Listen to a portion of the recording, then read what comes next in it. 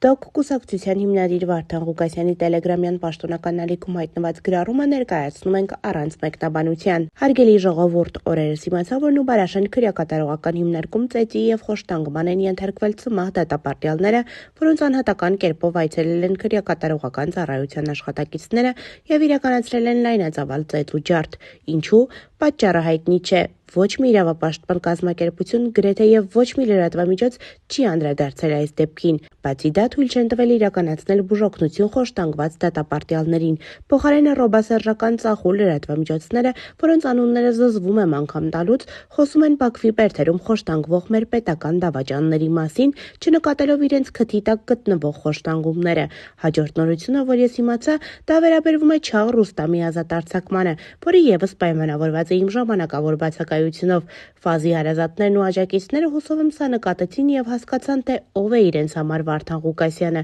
բայց ես իրենց ներկայությունը չնկատեցի մարտի 25-ին ԱՄՆ դեսպանատան առաջ։ Ինչ ասեմ, վայելեք։ Թող ձեր ընկեր Ֆազը իր հետևություններն անի ձեր մասին երկնային գրասենյակում։ Դուք, ինչպես նաև բոլորը, շատ եք զգալու Վարդան Ղուկասյանի կարիքը։ Շարունակեք բերանները ջուր առած խոտակերի նման նստել ձեր տներում, իսկ Գյումրիի հետ կապված ուրախ եմ, որ ՔՊ-ն Գյումրիում պարտվեց։ Ես վստահ եմ, որ 2026 թվականին մեզ կհաջողվի ՔՊ-ին հեռացնել Հայաստանից։ Ես դրան պատրաստվում եմ անգամ Բերդում, գրել է Վարդան Ղուկասյանը։